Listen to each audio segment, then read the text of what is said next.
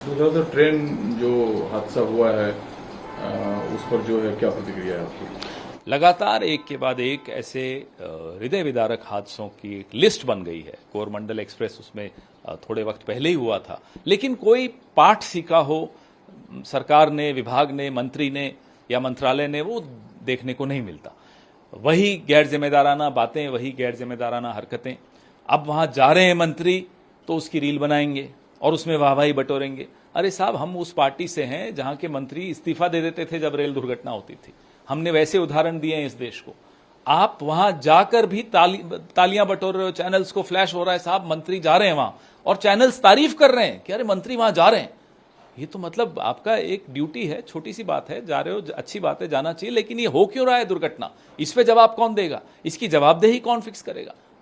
उधर king maker की भूमिका में जो इस बार जेडीयू और टीडीपी है, इन दलों में भी स्पीकर को लेकर मनमुटाव की बातें सामने आ रही है। इधर इंडिया ब्लॉक की तरफ से जो कहा जा रहा है कि अगर डिप्टी स्पीकर का पद विपक्ष को, इंडिया ब्लॉक को दिया जाता है तो स्पीकर पद पर उम्मीदवार आप लोग नहीं देंगे।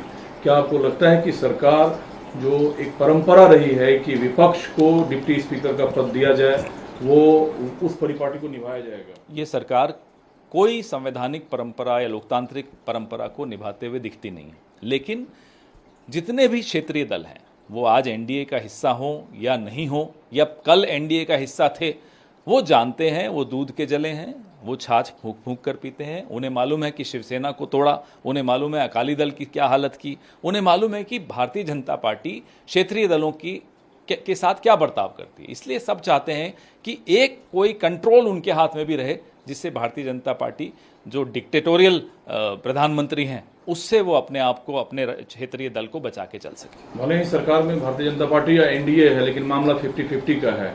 आप लोग इस बार सरकार से ज्यादा सरकार के सहयोगी दलों को सचेत करते हुए नजर आते हैं। बिल्कुल, क्योंकि हैं तो वो भी लोकतंत्र के हिस्सेदार हैं, और राहुल गांधी तो हमेशा हिस्सेदारी की बात करते आए हैं।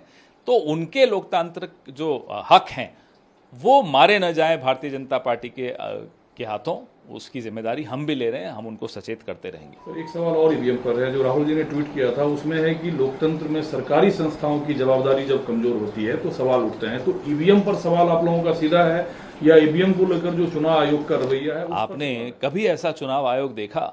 जो प्रधानमंत्री तो छुई मुई है ही, चुनाव आयोग उनसे डबल छुई मुई है। ऐसी घटिया शेरो शायरी करने लग जाते हैं, उनसे कोई सवाल पूछे तो हमें तो लगता है कि प्रधानमंत्री से भी बढ़कर हैं आगे, घटिया शेरो शायरी में भी और छुई मुई बनने में भी। अरे सवाल पूछा है, कोई हमला थोड़े बोला है, जवाब दीजिए। आप लोग हमसे हैं, हम आपसे नहीं हैं। ये पूरा देश आपसे नहीं चलता है, आप हैं क्योंकि देश है। विपक्ष इस बात पर भी हमलावर है, जहां संसद भवन परिसर के अंदर विरोध प्रदर्शन लोग दर्ज कराते थे, उस गांधी प्रतिमा को दूसरी जगह, उसको पीछे धकेल दिया गया। ना केवल महात्मा गांधी को, बाबा साहब अंबेडकर जी की भी बुत को पीछे कर दिया, शिवाजी महाराज के बुत को भी पीछे कर दिया। ये एक तरह से जहां लोकतंत्र जिस जगह से जीवित रहता था, जहां बैठकर हम लोग सब विपक्षी दल बैठकर धरना देते थे, लोकतंत्र में एक नई जान फूंकते थे, उसको आपने पीछे धकेल दिया।